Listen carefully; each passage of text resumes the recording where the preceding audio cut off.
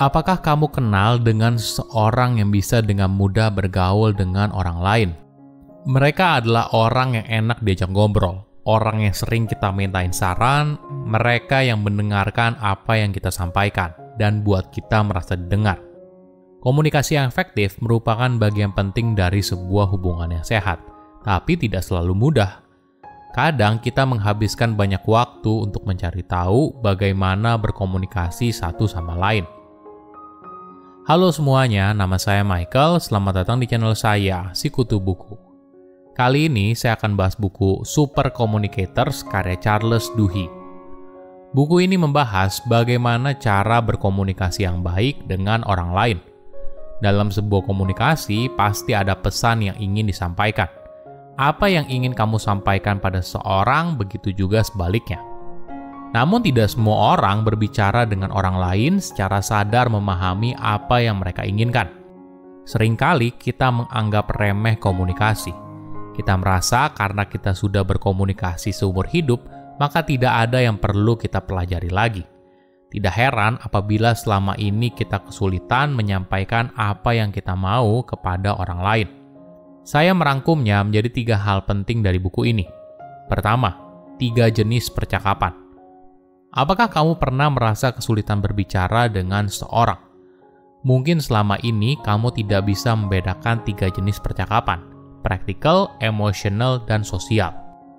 Pertama, practical conversation. Ini adalah jenis percakapan yang berorientasi pada solusi. Ketika orang memulai percakapan ini, mereka hanya butuh solusi. Kedua, emotional conversation. Ini adalah jenis percakapan yang berorientasi pada perasaan, kepercayaan, dan memori. Ketika seseorang memulai percakapan ini, mereka butuh kamu untuk empati. Mereka tidak ingin mendengarkan solusi. Ibaratnya, mereka hanya ingin bahu untuk bersandar atau sebuah pelukan hangat. Ketiga, social conversation. Ini adalah jenis komunikasi yang berorientasi pada hubungan kita dengan orang lain. Bagaimana kita dilihat oleh orang lain dan bagaimana kita melihat diri kita sendiri. Ketika seseorang memulai percakapan ini, mereka hanya ingin didengar. Mereka tidak butuh solusi atau bahu untuk bersandar. Nah, kesalahan paling umum dalam berkomunikasi adalah kita tidak tahu apakah seseorang itu ingin dibantu, didengar, atau dipeluk. Sebagai contoh, apabila seorang teman mengatakan kalau dia sedang mengalami hari yang buruk, ada 3 rute yang berbeda dalam percakapan itu. Apakah orang itu ingin kamu berempati dengan apa yang dia rasakan, memberikan solusi atas masalah yang dihadapi, atau berdiskusi kasual atas masalah tersebut? Namun tentunya tidak semua percakapan hanya berada dalam satu keranjang. Kadang kita berpindah dari satu jenis ke jenis lainnya. Kita mungkin memulai percakapan yang emosional dan orang itu butuh empati. Tapi pada akhirnya kita bisa saja bergerak menuju percakapan yang solutif. Sebagai contoh, hari ini kamu dimarahi oleh atasan karena kesalahpahaman. Ketika kamu pulang, kamu lalu cerita dengan orang terdekat. Jika saran yang kamu terima adalah coba kamu berusaha jalin hubungan yang lebih akrab dengan bos kamu agar komunikasi kalian makin cair. Kemungkinan besar kamu akan kesal. Karena pada saat itu, kamu tidak butuh solusi. Kamu hanya butuh didengar atau orang lain merasakan empati atas apa yang sedang kamu rasakan. Inilah yang menjadi sumber kesalahpahaman jika kita berbicara dengan jenis komunikasi yang berbeda. Kedua, kenapa kita perlu belajar komunikasi? Kita tidak dilahirkan sebagai seorang yang tahu caranya berkomunikasi secara efektif. Tapi kemampuan komunikasi yang baik adalah keahlian yang bisa dipelajari oleh setiap orang apabila dia menyiapkan diri sebelum berdiskusi, bertanya pertanyaan yang dalam, dan bertanya pertanyaan lanjutan. Kita bahas satu persatu ya. Pertama, persiapan sebelum komunikasi. Coba ingat ketika kamu ingin presentasi sebuah proyek yang penting. Tentunya kamu berlatih dulu kan? Kamu menyiapkan slide satu demi satu.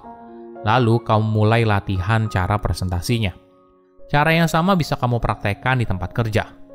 Misalnya, ketika kamu bertemu orang baru, manajer yang baru pertama kali ketemu misalnya.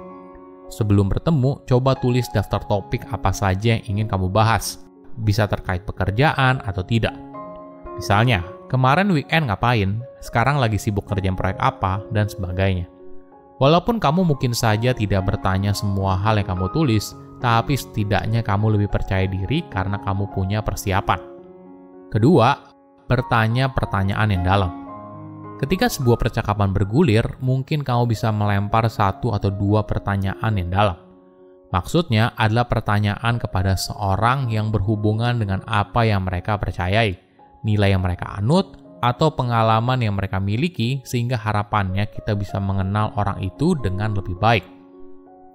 Mungkin bisa sesederhana pertanyaan, bagaimana hari yang sempurna menurut kamu?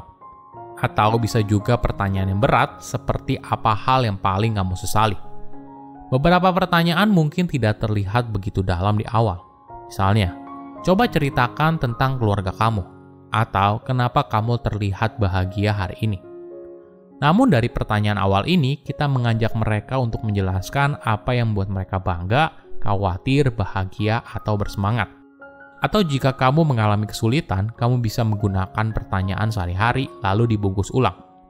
Contohnya begini, daripada kamu bertanya, di mana kamu tinggal, nah sekarang kamu tanya, apa yang kamu sukai dari lingkungan tempat tinggalmu sekarang? 2 pertanyaan yang berbeda akan menghasilkan jawaban yang berbeda. Di pertanyaan pertama, lawan bicara mungkin hanya menjawab, saya tinggal di Jakarta. Tapi di pertanyaan kedua, mungkin dia akan bercerita kalau lokasinya ternyata dekat dengan tol, suasananya masih asri, dan sebagainya. Ketiga, tanyakan pertanyaan lanjutan. Jika kamu sudah bertanya hal yang dalam, lalu apa? Tanyakan pertanyaan lain sebagai gestur kalau kamu emang beneran dengerin. Pertanyaan lanjutan adalah tanda kalau kamu ingin tahu lebih lanjut. Ini adalah cara kita terhubung dengan orang lain.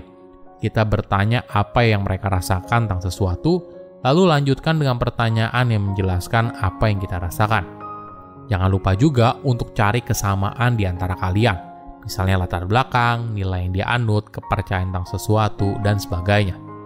Kesamaan ini akan menjadi fondasi dari sebuah hubungan. Ketiga, tips komunikasi efektif. Mungkin miskomunikasi terjadi karena kita tidak benar-benar mendengarkan lawan bicara.